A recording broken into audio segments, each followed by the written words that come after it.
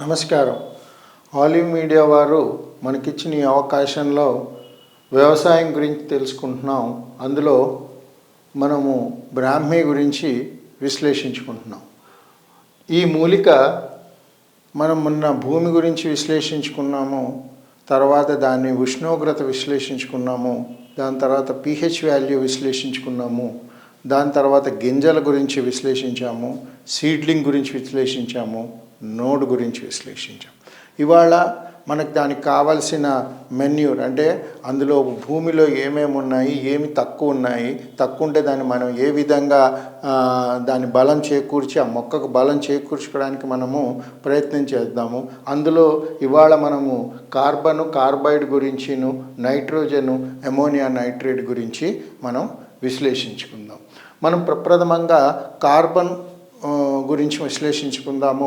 వాస్తవికంగా చెట్టుకు కానీ మొక్కకు కానీ కార్బన్ డైఆక్సైడ్ చాలా ఉపయోగకరము.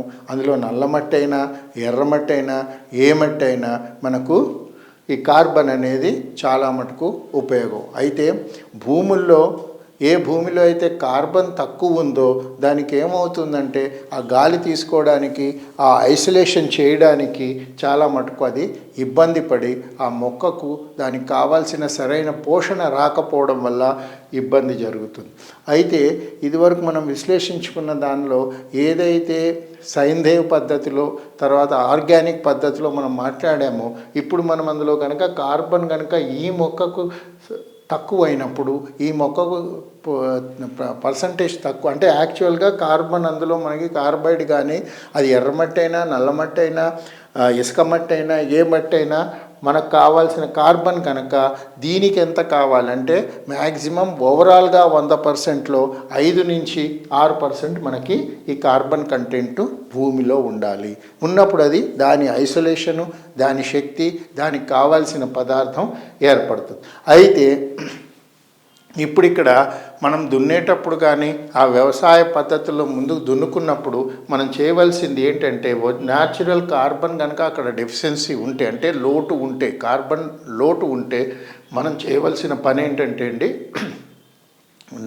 కట్టెబొగ్గు కానీ నల్లబొగ్గు తర్వాత ఉప్పు ఈ రెండు కలగలిపి ఈ భూమిలో మనం వేసుకుని దున్నేస్తే అంటే తక్కువ పడితే అది మనము అది చేయాల్సి వస్తుంది.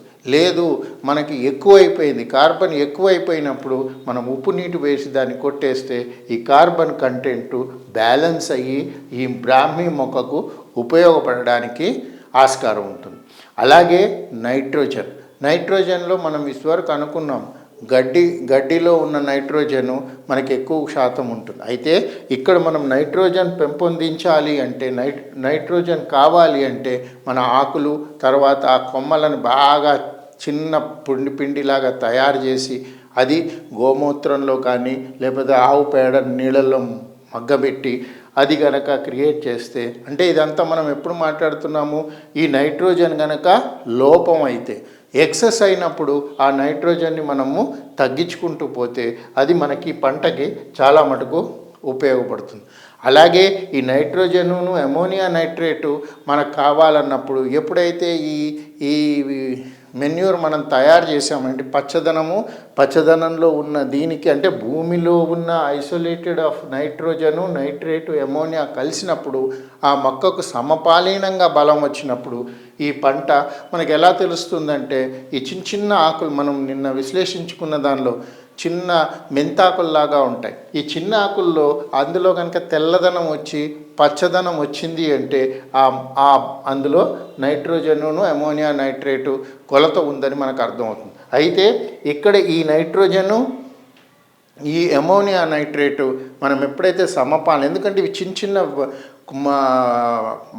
ఆకులు, తర్వాత దాని మడం కూడా చాలా సన్నగా ఉంటుంది, నోటి నుంచి ప్రారంభిస్తుంది. భూమిలో వ్యాపించినప్పుడు దీనికి నైట్రోజన్ చాలా తక్కువ కావాలి. ఆ తక్కువ బలాన్ని చేకూర్చినప్పుడు మొత్తం పంట మొత్తానికి కూడా ఆ నైట్రోజన్, అమోనియా నైట్రేట్ సపోర్ట్ తీసుకుని ఈ మొక్కకు బలం చేకూర్చుకోవడానికి ఆస్కారం.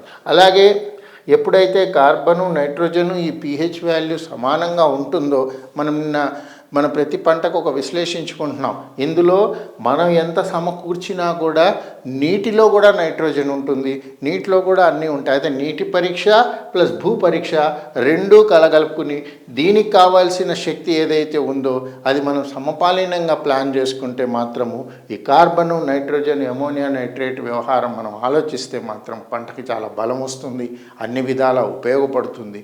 దానికి ఐసోలేషన్ కెపాసిటీ వస్తుంది, ఆకులో నల్లదనము దానికి కావాల్సిన శక్తి వస్తుంది. ఇది మనము తెలుసుకుందాం. నమస్కారం.